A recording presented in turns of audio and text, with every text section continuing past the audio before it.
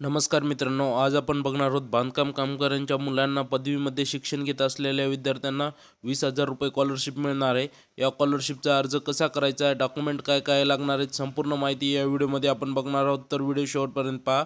चॅनलवर नवीन असाल तर चॅनलला सबस्क्राईब करायला विसरू नका. तर चला व्हिडिओ सुरू करूया. या वेबसाईटची लिंक मी डिस्क्रिप्शनमध्ये देणारच आहे. ह्या ठिकाणी आल्यानंतर construction worker apply online for claim या ऑप्शनवर आपल्याला क्लिक करून घ्यायचं आहे. त्यानंतर सिलेक्ट ॲक्शन ह्या ठिकाणी आपल्याला दोन ऑप्शन दिसतील, न्यू क्लेम आणि अपडेट क्लेम. जर तुमचा क्लेम हा नवीन असेल तर तुम्ही न्यू क्लेमसुद्धा करू शकता, आणि जर तुमचा क्लेम हा त्रुटीमध्ये पडला असेल तर तुम्ही अपडेट क्लेमसुद्धा करू शकता. तर या ठिकाणी माझा नवीन क्लेम आहे म्हणून मी न्यू क्लेम या ऑप्शनवर क्लिक करून घेतो.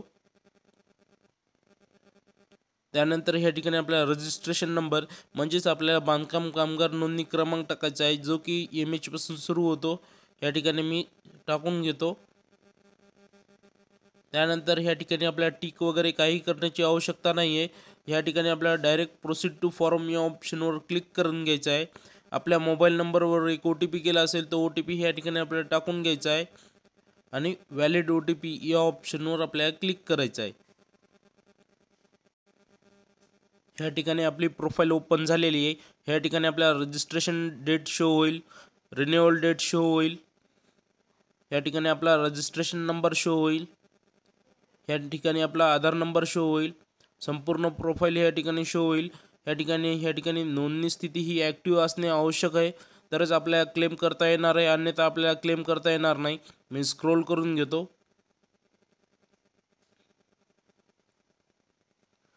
या ठिकाणी आपल्याला बँक अकाउंट डिटेल द्यायची आहे. माझी बँक अकाउंट डिटेल ही ऑलरेडी आलेली आहे, कारण की माझं कार्ड हे जुनं आहे. जर नवीन असेल तर ह्या ठिकाणी तुम्हाला बँक डिटेल द्यायची आहे. ह्या ठिकाणी IFSC कोड द्यायचा आहे. बँकेचे नाव, बँकेची शाखा आणि बँकेचा पत्ता ॲटोमॅटिकली ह्या ठिकाणी येऊन जाईल.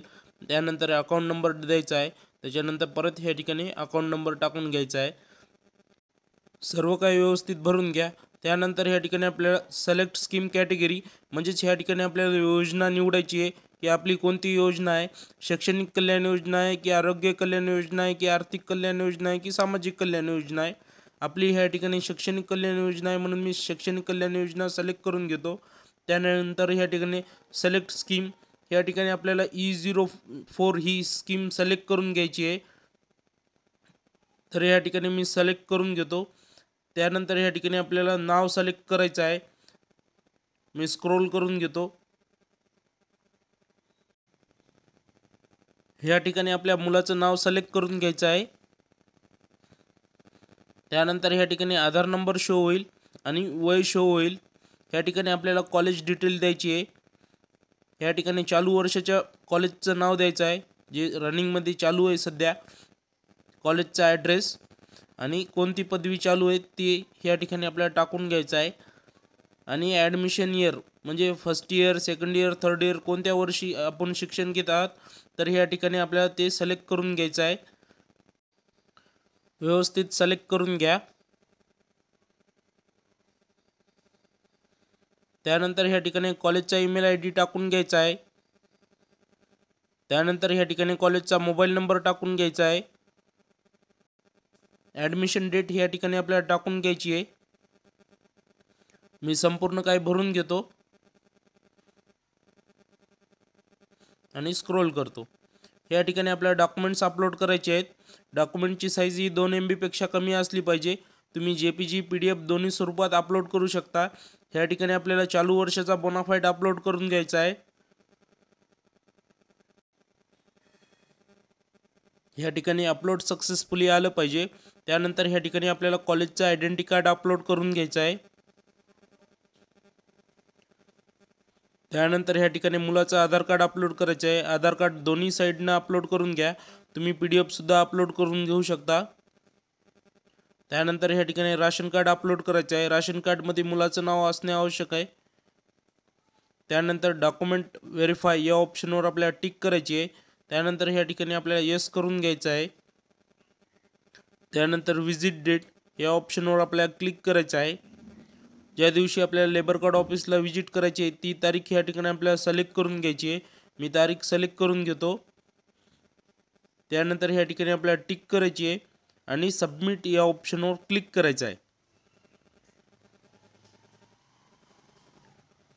ह्या ठिकाणी थोडा वेट करायचा आहे.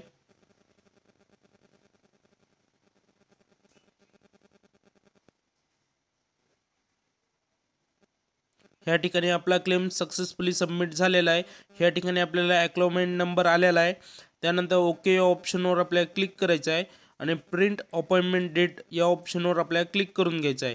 ह्या ठिकाणी तुम्ही योजना पाहू शकता E04 आणि लाभाची रक्कम 20,000 रुपये आहे. तर हे लेटर आणि जेवढे डॉक्युमेंट आपण अपलोड केले होते तेवढे डॉक्युमेंट घेऊन जी तारीख आपण सिलेक्ट केली होती त्या तारखेला जाऊन उपस्थित राहायचं आहे लेबर कार्ड ऑफिसला. त्या ठिकाणी व्हेरिफिकेशन झाल्यानंतरच आपलं अप्रूव्हल येणार आहे. तर धन्यवाद मित्रांनो. व्हिडिओ आवडला असेल तर नक्की सबस्क्राईब करा. जय हिंद, जय महाराष्ट्र.